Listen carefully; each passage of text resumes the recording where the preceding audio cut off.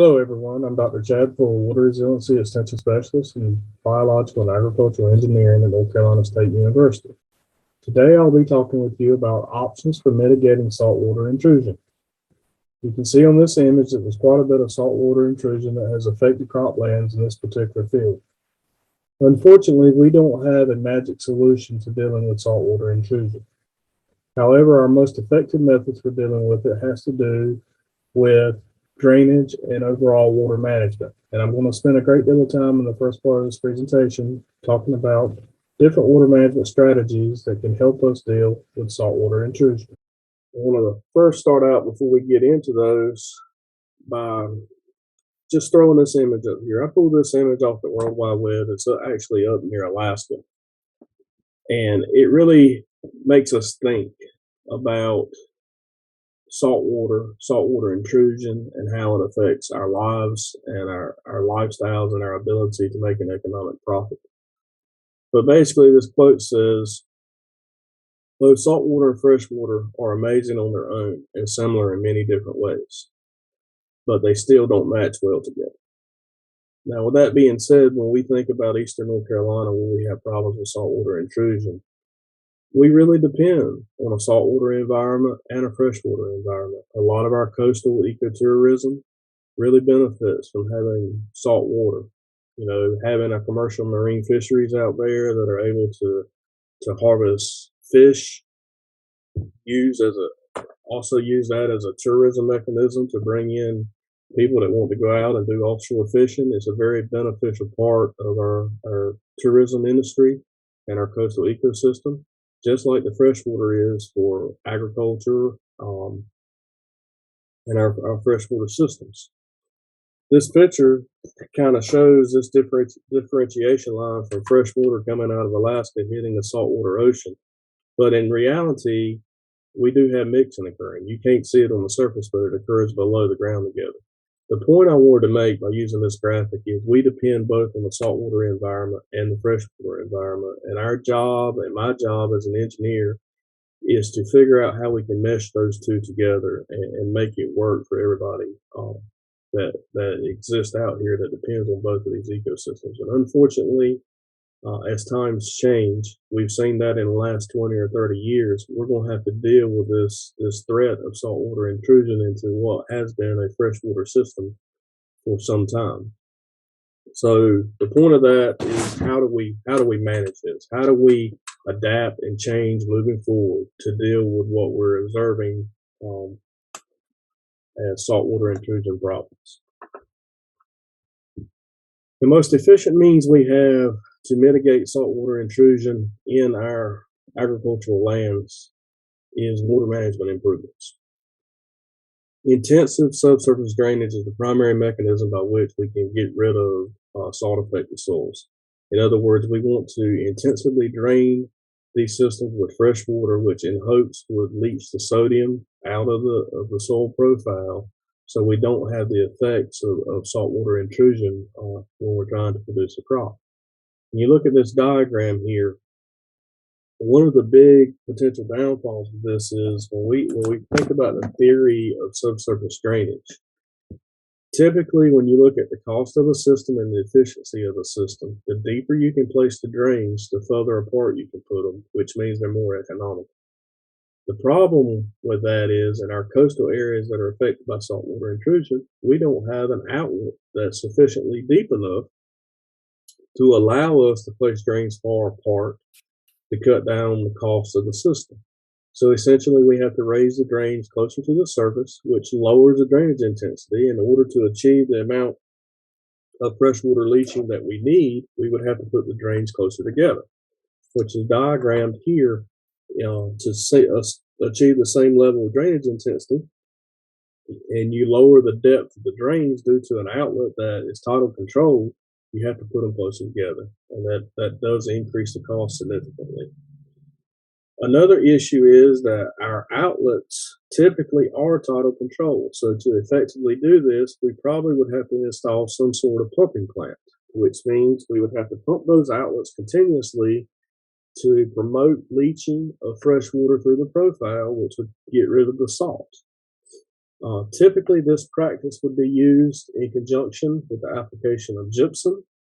Um, so calcium would replace the sodium in the profile, and then the sodium would be able to be leached out of the system. This is a very expensive way of dealing with saltwater intrusion, and in marginal lands, it may not be economical, but it's the most effective way of dealing with this condition. To give you an idea on a per acre price of what it costs to tile and sufficiently drain a system, if you look at spacing between the tile lines or open ditches, but in this case talking about tile because that's the kind of intensity it would take to reduce the sodium loads, the tighter we have to go with the tile spacing, the more cost that an owner would see on a per acre basis. And now this assumes a tile cost of 50 cents. I actually checked on the price of tile just the other day, and it's quite a bit higher than this. So this plot would basically be translocated upwards here on cost per acre. But I just wanted to give you this general idea. For these salt-effective marginal soils, we're probably in this range on a cost per acre to effectively tile the system to make sure that we can leach that sodium out. In addition, we would have to pump those outlets, as I stated before, which means there's an energy cost associated with a pump outlet. So you can see that very quickly it becomes cost prohibitive to be able to do this to deal with saltwater intrusion, especially on marginal productive lands to begin with. I did mention pumped outlets. These are typical images of what would happen with a pump tile outlet. You basically have to have a pump installed where the tile lines would come to a fixed location, and then you pump that water out continuously to draw down the water table so you can leach that system out. Here's a pump outlet here. This actually has a pump in a sump where the tile drainage lines are coming into it, and it's pumped constantly to the surface water bodies. Another water management mechanism to deal with saltwater intrusion is diking, or creating berms around these areas. Similar to what we saw at the Camden site with a natural berm, you would basically create a berm at the edge of the field adjacent to the rivers or water bodies that's bringing in the saltwater intrusion. You would raise that berm up so when we do have tidal influences, it would provide kind of a barrier for that salt water from going into the field. The issue is that on this is the design of these berms. They have to be sufficiently high enough to block the tidal surge we're going to see from the storms, and they're expensive to build and construct. And unfortunately, the tidal surge changes depending on the magnitude of the storm that we observe. So, with that being said, we could basically design this and spend a lot of money to berm a field. And at some point along the way, we're probably going to see that catastrophic event, maybe that Cat 4 or Cat 5 hurricane. Once we have that event, if the berm is unsuccessful of keeping the salt water out, meaning the tidal surge goes above the berm height, we're still going to flood these low areas with salt water. And then we're going to have to deal with that problem down the road. So it's kind of the issue of not is it going to happen, when it's going to happen, and then what is the long-term repercussions and cost of that. So this is one practice. It's a successful practice for keeping water out in the majority of the storms, but there may come a day when these berms are overtopped and we find ourselves still in the same situation and we go down this route. When you do have a situation with berms where you can hold back salt water, as in the case of this first picture up here, you can use tidal control gates. These are very effective in these areas to limit the amount of salt water that has to come in, that will come into a particular site. Basically, they're controlled by the levels of the water upstream and downstream of the location. So in this case, this would be the downstream side or the field side, and would be the salt water side that would be coming in. The tidal gates actually hold that salt water back, and because the water level here on the freshwater side is lower than on the saltwater side, it doesn't allow the salt water to come in. with rainfall and freshwater head building up on this side, once it becomes above the saltwater side, these gates are allowed to open, and then that fresh water pushes out against that saltwater boundary so saltwater cannot come into the affected areas. These are very effective and can be a very, very useful tool in limiting the amount of inundation from flooding events with just small diking areas. Another practice that can be very, very successful in limiting the amount of salt water deposited on a farm when we do have flooding events is precision leveling. However, it's very expensive. Estimates are anywhere from $2 to $3 a cubic yard of soil moved is the cost of doing this. And as you can imagine, in a lot of cases, we can move 2, 3, 400 cubic yards per acre. So the cost per acre for precision land leveling can get quite expensive. What you want to do in this case, in the areas that we saw for our two examples in Pasquotank and Camden, is you want to use the natural topography as much as possible to make sure you have efficient fall to our drainage outlets. Some crowning is what you want to achieve, where you basically crown between your drainage collectors or your ditches, and you want to make sure that the grade is consistent. So if floodwaters were to come into a field and go over this particular field, for example, if it was at the Camden site that was fairly flat, once we put that crown on, as soon as the tide conditions recede, we want that leftover water to effectively translocate to the collector drain and get off of the site so it doesn't set in ponded areas. It's the ponded areas that have the high concentrations of salinity because as the water recedes, the salt water ends up in a depressional ponded area, and then it has no choice but to either infiltrate the soil or evaporate, leaving the salt on the surface. So precision land leveling can be a very effective tool if we do away with those shallow depressional areas, making sure that all of that water can get to the collector drain and get off site as soon as the tide recedes. And that's why this practice can be very successful in mitigating some of the issues associated with flooding and saltwater deposition. This would be a particular or a potential precision leveling plan. This was done for the data at the Pasquotank site. And what you can see in this design here, which is probably not the one I would go with, but I wanted to put it in this presentation as an example, is that we went in and we did a design leveling plan for that site to effectively promote the removal of any saltwater intrusion very quickly to the low-lying areas of that field, doing away with the depressional areas that we saw previously on the other maps, which went up into this area and down into this area. Now, if saltwater were to come into this site, it would come in and be confined to basically the blue areas, and the grade would be such that when the tide water went out, that water would effectively and quickly get off the field back to the normal drainage area. That doesn't mean that we wouldn't have some saltwater intrusion in this area. We probably would, but we wouldn't have those ponded conditions with effective precision leveling that would allow for a large deposit of salt to the land surface. Another method of dealing with saltwater intrusion is to look at alternative crops, potentially crops that are more tolerant to salt. And from a field crop standpoint, our best bet in eastern North Carolina would be cotton or rapeseed. They're the most highly tolerant crops to salinity. We do have areas in eastern North Carolina that have moved to cotton in the salt affected areas, and it still affects the crop.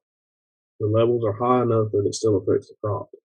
But cotton tolerates it much better than, say, something like soybeans and corn.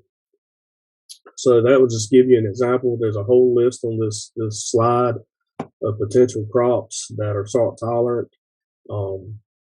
That's something to look at if you have that option moving forward. Now, I almost hate to talk about other options associated with this because it's farmland. A lot of the land that's out there, the owners have worked to clear it themselves. They've worked their lifetimes to pay for it, and it's always been a farm. It may be a family farm, it may have been in a family for centuries. But at times when we know that we're going to continue to be affected by tropical events and saltwater intrusion, and at the cost of the mechanisms for dealing with saltwater intrusion and keeping it out of the system, sometimes we have to be open-minded and look at other alternatives. And there's probably one of the potential alternatives for eastern North Carolina that has been successful in many counties is waterfowl impoundments. Strategically, most of these areas that are affected by saltwater intrusion border our sounds and rivers and our tributaries and are in some of the flight paths for many of our migratory birds. Waterfowl impoundments may be a viable solution to dealing with saltwater intrusion to create habitat for these waterfowls and another potential source of income. So that would be one option. Other potential options that have been thought about include aquaculture. Is it possible to transform what would typically be a crop production system into some form of agriculture? Maybe some farm-raised oysters or some sort of fish that could tolerate both a saltwater and freshwater environment. So that may be a potential option.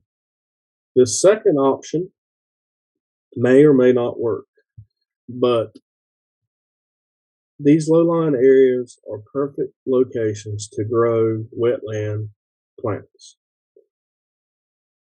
And they may serve as a great location to produce salt-tolerant wetland plants for wetland mitigation sites or stormwater management wetlands. I think currently in North Carolina, we only have a couple places that actually grow and produce wetland plants for these mitigation sites.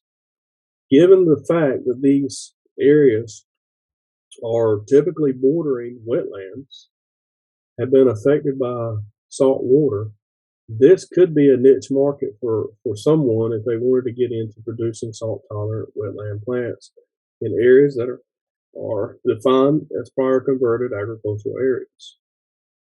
Another potential thought is that we may want to look into potential biomass crops that could be salt tolerant. There has been a little bit of research work done into this and probably more to come in the future. There's some other conservation programs that exist and potential easements that may pay the landowners some revenue. And sometimes it's worth looking at to see if this might be a viable option. The Cropland Reserve Program, CRP with USDA, may be a viable option if you consider these areas kind of marginal in production anyway. We know that they're affected by saltwater intrusion. It may be that the CRP program fits and would add a revenue stream and a revenue source without the stress of dealing with the saltwater issue and the costs associated with that. NRCS has the Wetland Reserve Program, WRP. Again, a lot of these areas are strategically located where wetlands, adjacent to wetlands and in low-lying areas where the WRP program will probably fit quite well. And in some cases, you may consider potential wetland mitigation or private mitigation bank. From time to time, the state of North Carolina, for various reasons, has to locate potential wetland mitigation sites. And in most cases with saltwater intrusion, these sites are bordering our rivers and estuarine systems and are in great locations for wetland mitigation. This opportunity may or may not come about, but it's something to keep in mind as potential use of these types of properties moving forward. And it could be fairly cost effective in generating a wetland mitigation site, considering the proximity to higher water tables and saltwater intrusion or tidal controlled areas. And this is a link to some of the fee schedules that are currently paid when wetland mitigation goes through the state of North Carolina. Saltwater wetlands are highly sought after and highly expensive to replace. So that could be, for some of the sites, a potential source of mitigation if everything works out strategically and in the right location. Again, that's not going to happen for all sites, so I caution you to that. the criteria for these selections are pretty specific. And with that, I'm going to end the presentation. And if anyone has any questions, feel free to reach out to me. You can reach me at my university email address at chad_pool, POOLE, at ncsu.edu. I hope everybody enjoyed the presentation and look forward to seeing you again soon. Thank you.